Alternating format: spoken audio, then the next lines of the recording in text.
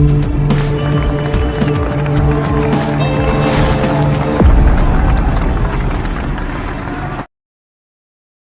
Friends, మనం ఇప్పటివరకు దెయ్యాల సినిమాలు చూసి చాలాసార్లు భయపడే ఉంటాం. సరిగ్గా 34 ఏళ్ల క్రితం నిజంగానే ఒకటి జరిగింది. సో అదేంటో ఈరోజు వీడియోలో అయితే తెలుసుకుందాం. సో వీడియోని ఎవరైతే కొత్తవారు చూస్తున్నారో, ముఖ్యంగా ఇంట్రెస్టింగ్ స్టోరీస్ కోసం మన ఛానల్ తప్పకుండా అయితే సబ్స్క్రైబ్ చేసుకోండి.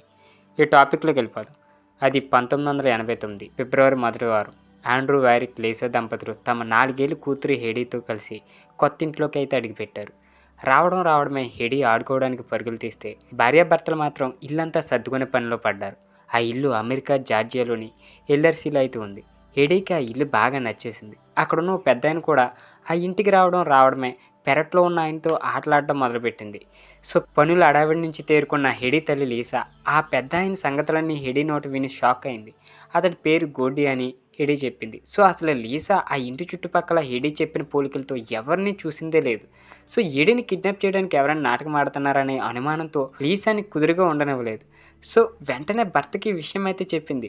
హెడీని బయటికి పోనివ్వకుండా జాగ్రత్త పడ్డారు. ఆ తర్వాత హెడీ ప్రవర్తనపై దృష్టి పెట్టిన లీసా ఆమె ఎవరితోనూ మాట్లాడుతుందని, ఆమె చేతిని ఎవరో పట్టుకొని నడిపిస్తున్నారని అయితే గుర్తించింది. పైగా అర్ధరాత్రులు ఉయ్యాలోగడం, నిద్రలో లేచి నడవడం, ఇలా చాలానే చేసేది హెడీ. లీసాకి ఏం అర్థం కాలేదు, కానీ వెన్నులో కాస్త భయం మొదలైంది. హెడీకి స్నేహితులు లేకపోవడంతో అలా ఏదో ఊహించుకొని ఆడుకుంటుందని సరిపెట్టుకుంది. అయితే హెడీ గోడ్డీతో పాటు లోన్ అనే మరో ముసలాయన పేరు చెప్పడం మొదలుపెట్టింది. లోన్ ఎడమ చేతికి రక్తంతో కట్టుందని, అతడి షర్ట్ నిండా రక్తం ఉందని చెప్పింది హెడీ. సో వెంటనే లీసా తన భర్తతో కలిసి హెడీ చెబుతున్న పేర్లతో ఎవరైనా ఉన్నారా అంటూ ఆ చుట్టుపక్కల వెతకడం మొదలుపెట్టింది. సో లోన్ గోడ్డీ ఇద్దరు కాదేమో ఒకే వ్యక్తి అయ్యి ఉంటాడని వాళ్ళు నమ్మారు. సో లోన్ గోడ్డీ అనే పేరు ఎప్పుడైనా విన్నారా అంటూ అందరినీ ఆరా తీశారు. ఆ ప్రయత్నంలోనే లోన్ గోడ్డీ గురించి పక్కింట్లో ఉండే తన సోదరితో చర్చించింది లీసా. అయితే లీసా చెప్పింది విని లీసా సోదరు అయితే షాక్ అయింది.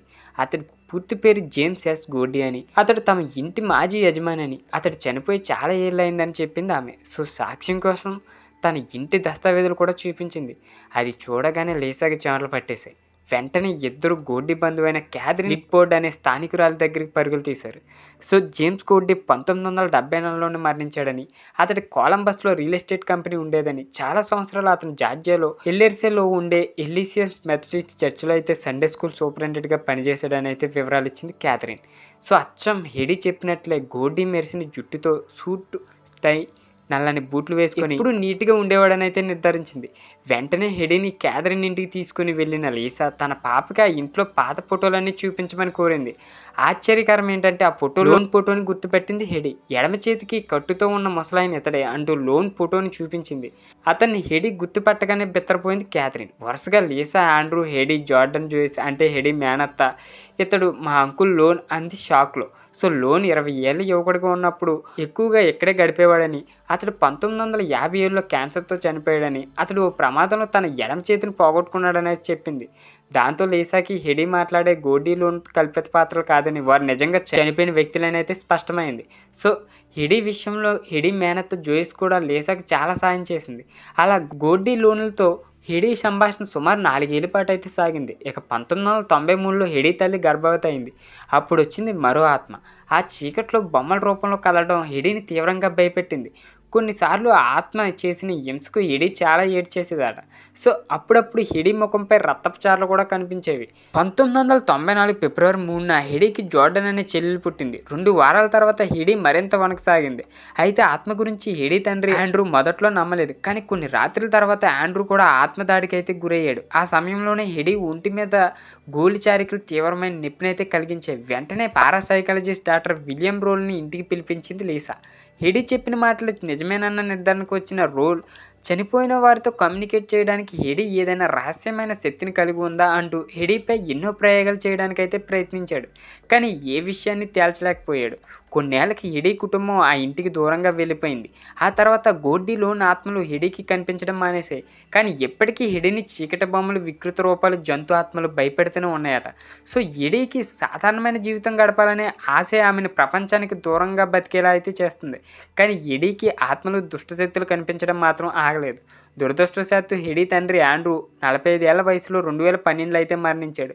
అసలు ఎడీ చెప్పింది నిజమేనా? ఆ అబద్ధమైతే అంత చిన్నపిల్ల గోల్డీ లోన్లో ఆత్మలతో ఎలా కాదలని అయితే ఊహించగలిగింది. సో చనిపోయిన వారితో మాట్లాడే శక్తి ఎడీకి నిజంగానే ఉందా?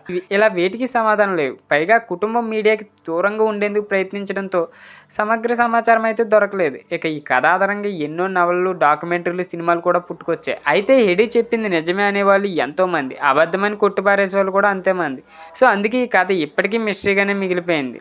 సో ఎడీ చివరికి ఏం చెప్పిందంటే, ఎప్పుడైతే దుష్టాత్మలు కనిపించడం మొదలయ్యాయి అప్పటి నుంచి సమస్యలు మొదలయ్యాయని, ప్రతిరోజు ఇలా జరగకూడదని నేను కోరుకుంటున్నాను. ఎందుకంటే నా జీవితం చాలా భిన్నంగా ఉంటుంది. నేను ఇలాంటి వాటితో పేరు పొందాలనుకోను. ప్రజలు కొంతమంది విశ్వసిస్తారు, కొంతమంది అయితే నమ్మరు, పిచ్చివాళ్ళు అనుకుంటారు. ఇప్పటికీ పరిస్థితిని అర్థం చేసుకోవడానికి, ధైర్యంగా ఉండడానికి నేను ప్రయత్నిస్తూనే ఉంటానని అయితే కొన్ని మాటలు అయితే చెప్పింది, తను రాసుకుంది. ఈ వీడియోని ఎక్కడితే ఎండ్ చేస్తాను. ఈ వీడియో కనుక మీకు నచ్చినట్లయితే తప్పకుండా లైక్ చేయండి. ఇలాంటి ఇంట్రెస్టింగ్ స్టోరీస్ కోసం మన ఛానల్ తప్పకుండా సబ్స్క్రైబ్ చేసుకోండి.